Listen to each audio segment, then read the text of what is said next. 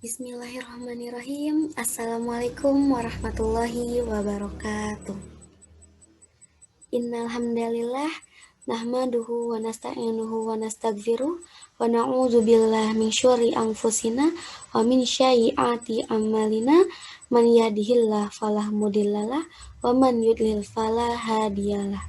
Wa asyhadu an la ilaha illallah wahdahu la syarikalah wa asyhadu anna Muhammadan abduhu wa rasuluh. Ya ayyuhalladzina amanu taqullaha haqqa tuqatih wa la tamutunna illa wa antum muslimun. Amma ba'du. Fa inna asdaqal hadithi kitabullahi wa khairul hadi Muhammadin sallallahu alaihi wasallam. Wa syarrul umuri muhdatsatuha wa kullu muhdatsatin bid'ah wa kullu bid'atin dolalah wa kullu dolalatin finnar. Segala puji bagi Allah, mari kita sama-sama panjatkan rasa syukur kehadirat Allah Subhanahu wa Ta'ala yang telah memberikan nikmat sehat dan telah mengizinkan kita dalam pertemuan di video kali ini. Sholawat serta salam mari kita curah limpahkan kepada Nabi kita, Nabi Muhammad Sallallahu Alaihi Wasallam, kepada keluarganya, sahabatnya, tabi'in, tabi'ut tabi'in, dan juga para pengikutnya hingga akhir zaman ini.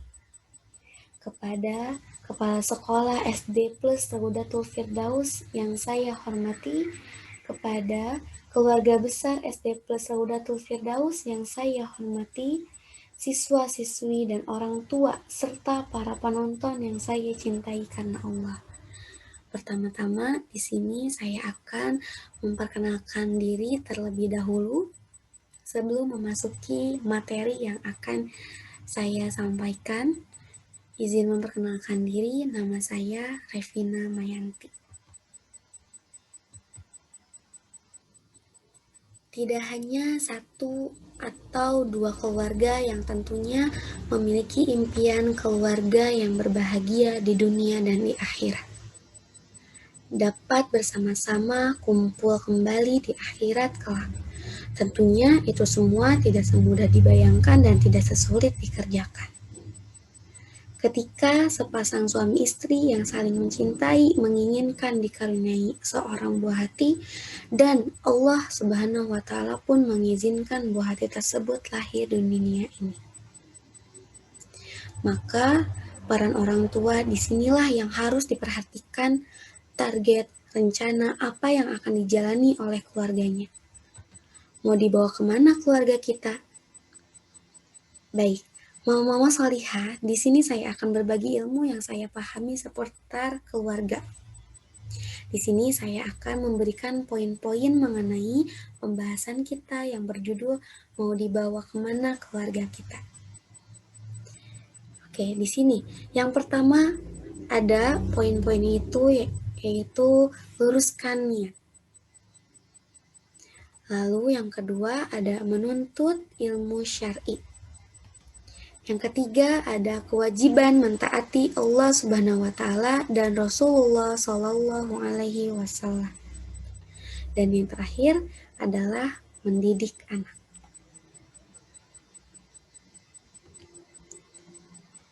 Yang pertama, luruskan niat. Sebelum kita melakukan sesuatu, tentunya kita harus meluruskan niat terlebih dahulu, agar sesuatu yang kita kerjakan dapat diridhoi oleh Allah Subhanahu wa Ta'ala, sebagaimana Rasulullah Shallallahu Alaihi Wasallam bersabda, yang artinya sesungguhnya setiap amalan tergantung pada niatnya. Setiap orang akan mendapatkan apa yang ia niatkan. Siapa yang hijrahnya karena Allah dan Rasulnya, maka hijrahnya untuk Allah dan Rasulnya. Siapa yang hijrahnya karena mencari dunia atau karena wanita yang dinikahinya, maka hijrahnya kepada yang ia tuju. Hadis riwayat Bukhari dan Muslim. Jelas ya Mama, di sini sesungguhnya setiap amalan tergantung pada niatnya. Maka yang harus kita perhatikan pertama-tama adalah setiap amalan itu tergantung pada niatnya. Jadi kita harus meluruskan niat terlebih dahulu. apapun yang kita kerjakan tentunya tidak terkait dengan kemaksiatan. Maka niatkan untuk Allah Subhanahu wa taala dan karena Allah Subhanahu wa taala agar tidak sia-sia pastinya. Ketika akan terjun kepada bahtera rumah tangga, maka niatkan karena Allah.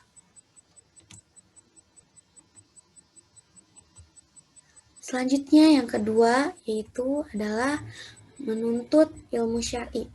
Setelah meluruskan niat, maka peran yang dilakukan yaitu menuntut ilmu syar'i. Sebagaimana perkataan Ibnu Mas'ud radhiyallahu anhu berkata, yang artinya sesungguhnya Allah memberi dunia pada orang yang Allah cintai maupun tidak, sedangkan iman hanya diberikan kepada orang yang Allah cintai. Dalam perkataan Imam Ibnu Mas'ud radhiyallahu anhu tersebut menerangkan bahwasanya orang muslim diberikan urusan dunia seperti makan, harta, pekerjaan, pasangan, dan anak.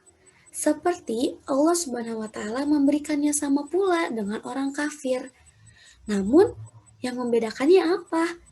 Yang membedakan itu adalah ilmu syar'i. Karena orang muslim yang memiliki ilmu sudah merencanakan keluarganya akan dibawa kemana. Tentunya pada akhirat. Selanjutnya, yaitu kewajiban mentaati Allah Subhanahu wa taala dan Rasulullah Shallallahu alaihi wasallam.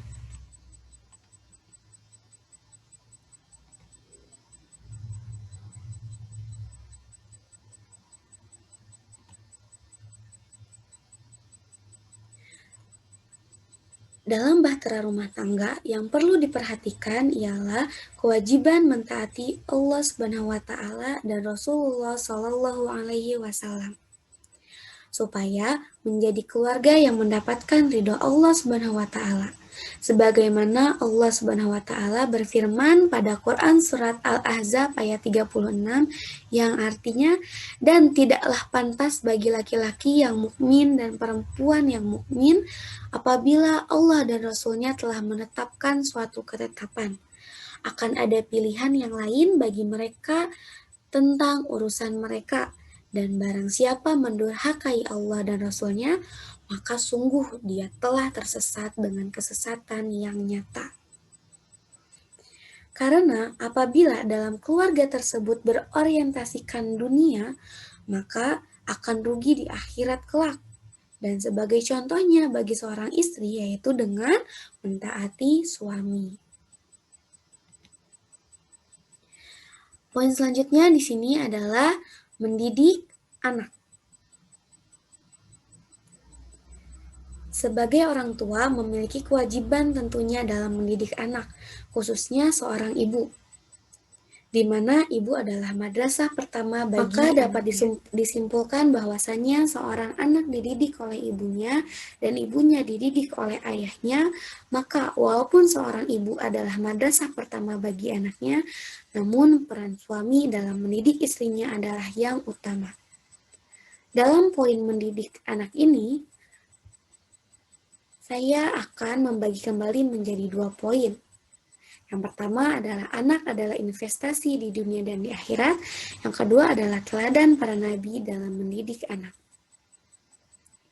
Dalam hadis Muslim dikatakan bahwasanya dari Abu Hurairah radhiyallahu anhu ia berkata bahwa Rasulullah Shallallahu alaihi wasallam bersabda yang artinya, jika seseorang meninggal dunia maka terputuslah amalannya kecuali 3 perkara, yaitu sedekah jariah, ilmu yang dimanfaatkan, atau doa anak yang soleh. Tentunya menjadi anak yang solih itu tidak dilakukan dengan raga yang bermalas-malasan dalam mendidik anak dan tidak memfokuskan urusan dunia kepada sang anak, tapi dengan cara mengenalkan siapakah Allah Subhanahu wa taala dan Rasulullah Shallallahu alaihi wasallam. Karena ketika Allah Subhanahu wa taala mengizinkan sang buah hati kepada sepasang kekasih, maka ketika sang anak lahir ke dunia, Peran orang tualah yang akan menjadikan sang anak tersebut taat kepada Allah atau tidak.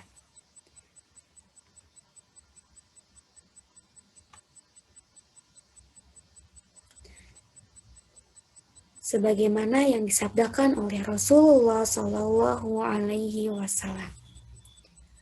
Poin selanjutnya adalah teladan para nabi.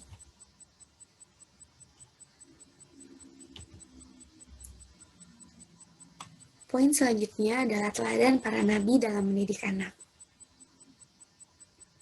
Dalam pendidikan pertama kepada anak yaitu ajarkan tauhid kepada anak, yaitu bagaimana mentauhidkan Allah Subhanahu wa taala.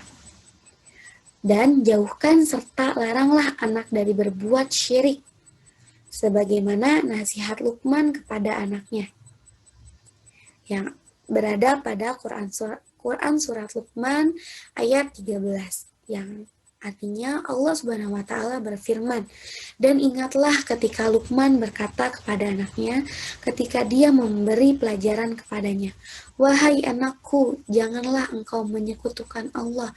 Sesungguhnya mempersekutukan Allah adalah benar-benar kezaliman yang besar.'" Lalu setelah itu ajarkanlah sholat kepada anaknya. Karena bagaimanapun juga sholat itu adalah kewajiban bagi umat muslim.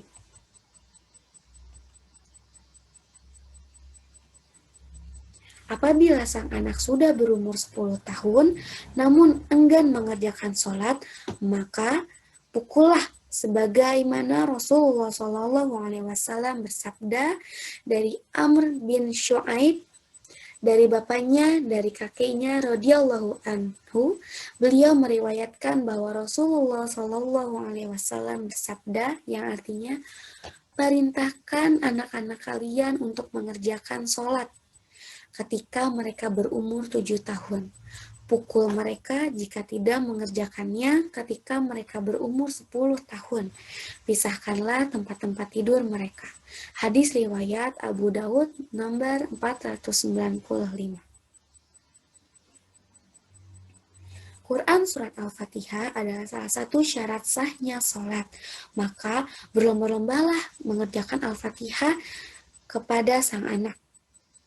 Karena tidak akan terbayang berapa banyak pahala yang mengalir ketika sang anak membacakan Al-Fatihah di setiap sholatnya. Insya Allah.